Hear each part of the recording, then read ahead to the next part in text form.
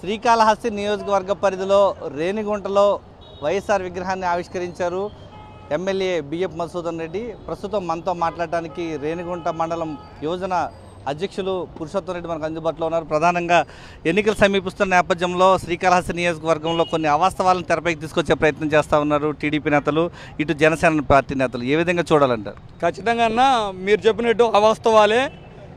వాళ్ళు ఈడేగా కాళహస్తి నియోజకవర్గమే కాదు, రాష్ట్రం మొత్తం మీద కూడా నోరు తెరిస్తే అవాస్తవాలే. అది శాపం ఒకటి ఉంది, అబద్ధాలు చెప్పేవాడికి 24 గంటలు అబద్ధాలు చెప్తే ఆ విధంగా చంద్రబాబు నాయుడు గారు కానీ పవన్ కళ్యాణ్ గారు కానీ వీళ్ళు నోరు తెరిస్తే వీళ్ళు అబద్ధాలే అనేది మొన్న మాట్లాడుతూ నేను వామనుడిని అత్త పాతాలకు తొక్తాను, బలి చక్రవర్తి అది ఇది. ఎస్, మా నాయకుడు బలి చక్రవర్తి, దాన గుణములో బలి చక్రవర్తి. బలి చక్రవర్తి గురించి నీకు తెలుసా?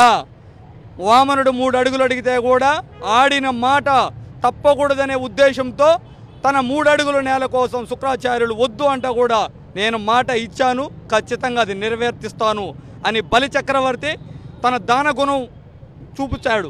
ఇప్పుడు మీరు చూస్తున్నారన్నా ఆ ఓటింగ్ చూడండి.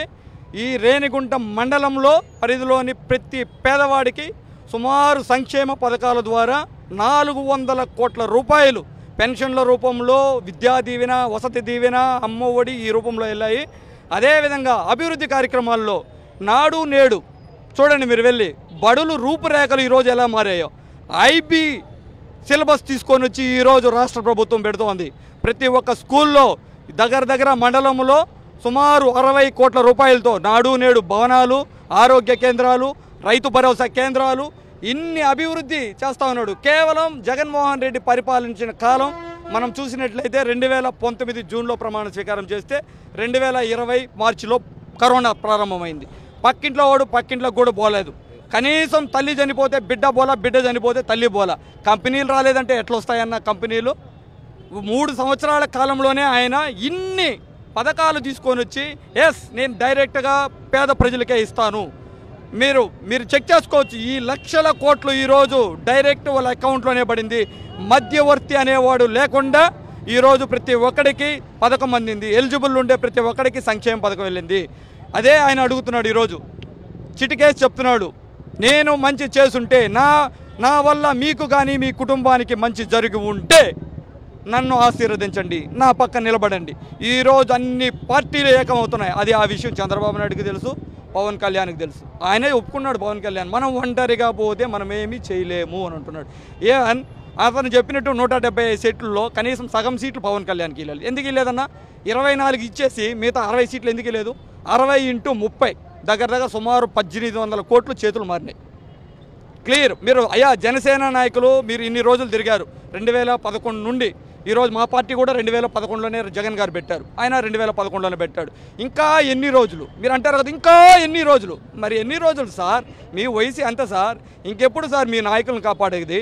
కాపులకి మంచి చేశారా మీరు? కాపులకి మరి ఈరోజు కాపులను నిలబెట్టండి. మీరు మీకు ఓట్లు వస్తాయి కదా, నిలబడాలి కదా. నిలబడే ధైర్యం, గుండె ధైర్యం లేనప్పుడు రాజకీయాలు చేయడం వేస్ట్ అన్న నా ఉద్దేశంలో. ఖచ్చితంగా 100కి 100 జగన్మోహన్ రెడ్డి స్లోగన్ ప్రకారం ప్రతి ఇంటికి ప్రతి గడపకు పథకం వెళ్ళింది నన్ను ఆశీర్వదించడన్నాడు. ఖచ్చితంగా 2024లో పునరావృతం అవుతుంది. ఈరోజు రాజశేఖర రెడ్డి విగ్రహం నా చేతుల మీదుగా స్థాపించడం, మొదట ఓపెన్ చేయడం అనేది నాకు చాలా సంతోషంగా ఉంది. నేను రాజశేఖర రెడ్డికి వీరాభిమాని, నియోజకవర్గ యువజన విభాగం అధ్యక్షుడు. నా పేరు పురుషోత్తం రెడ్డి అన్న. చాలా థ్యాంక్స్ అన్న. రేణిగుంట మండల కేంద్రంలో తొలిసారిగా వైఎస్ఆర్ విగ్రహం ఆవిష్కరించిన చరిత్ర ఈరోజు పురుషోత్తం రెడ్డి గారికి దక్కుతుంది. ప్రధానంగా ఈరోజు ప్రతి ఇంటికి కూడా మేలు చేసినటువంటి చరిత్ర వైఎస్ జగన్మోహన్ రెడ్డి. బీసీ వర్గాలన్నీ కూడా సంతృప్తిగా ఉన్నాయి. మీరు ఏ విధంగా చూడొచ్చు? ఈరోజు రేణిగుంట మండలంలో రాజశేఖర రెడ్డి గారికి వీరాభిమానులు ఉన్నారు. 14-15 సంవత్సరాలు అవుతుంది. ఈ పట్టణంలో అంబేద్కర్ విగ్రహం ఉన్నది, ఎన్టీఆర్ విగ్రహం ఉంది, కానీ రాజశేఖర రెడ్డి అభిమానులు విగ్రహం పెట్టలేకపోయారు. కానీ ఒక అభిమాని పురుషోత్తం రెడ్డి అనే అతను 2009లో రాజశేఖర రెడ్డి గారు ఈ రేణిగుంటకు వచ్చినప్పుడు కలిసిన అప్పటి నుంచి ఆయన ఒక అభిమానంతో ఈరోజు 14 సంవత్సరాల తర్వాత రేణిగుంట మండలంలో ఉన్నటువంటి అభిమానులు అందరి కోరిక నెరవేర్చినటువంటి ఏకైక యువ నాయకుడు. ఇలాంటి నాయకుడికి భవిష్యత్తు పార్టీ కూడా గుర్తించి మంచి పదవులు ఇస్తే ఇంకా కూడా కార్యకర్తలకు కానీ వీరాభిమానులకు కానీ మేలు జరుగుతుంది.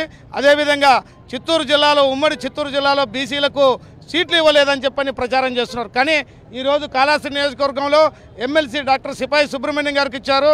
అదేవిధంగా ఒక రాష్ట్ర మాజీ ముఖ్యమంత్రి నియోజకవర్గానికి బీసీ ఎమ్మెల్యేని ప్రకటించినటువంటి దమ్ము ధైర్యం ఉన్నటువంటి వైఎస్ జగన్మోహన్ రెడ్డి గారు, నీకు దమ్ముంటే పులివెందులో ఒక బీసీని టీడీపీగా ప్రకటించేసి నీ చిత్తశుద్ధి ప్రకటించవయ్యా. అదేవిధంగా మంగళగిరిలో ఈరోజు పద్మశాలీలు ఎక్కువ ఉన్నటువంటి నియోజకవర్గంలో సామాజిక వర్గాన్ని గుర్తించేసి ఈరోజు బీసీకి ఇచ్చావు. మరి నీ కొడుకుని నిలబెట్టావు. ఈరోజు కుప్పంలో బీసీకి ఇవ్వాల్సిన సీటు నువ్వు నిలబడినవు. అదేవిధంగా నీ కొడుకు నియోజకవర్గం బీసీ సీట్ అయితే బీసీలకు ఇవ్వకుండా ఓసీలకు ఇస్తా ఉన్నావు. మరి నీ ఇద్దరు సీట్లు చూస్తే రాష్ట్రంలో మీరిద్దరైనా బీసీలంటే మీరే, ఓసీలంటే మీరే అని చెప్పని ఈ రాష్ట్రంలో అర్థమైపోయింది. కాబట్టి బడుగు బలహీన వర్గాలందరూ కూడా వైఎస్ఆర్ పార్టీ సంక్షేమ ఫలాలు 2,60,000 కోట్లు కరప్షన్ లేని పథకాలు అకౌంట్లో వేయటం వల్లనే ఈరోజు రాజశేఖర రెడ్డి అభిమానులుగా, జగన్మోహన్ రెడ్డి అభిమానులుగా బడుగు బలహీన వర్గాలందరూ కూడా 2024లో 175 అని ఎందుకు చెప్తున్నాడంటే లక్షల కోట్ల రూపాయలు కరోనా వచ్చినా కూడా ఆపకుండా ఇచ్చాడు. కాబట్టి ఈరోజు జగన్మోహన్ రెడ్డి గారు ఆయనకు అభిమానులు ఈరోజు స్వచ్ఛందంగా ఓటేసేదానికి సిద్ధంగా ఉన్నారు బడుగు బలహీన వర్గాలందరూ కూడా ఈ సందర్భంగా తెలియజేస్తున్నాం.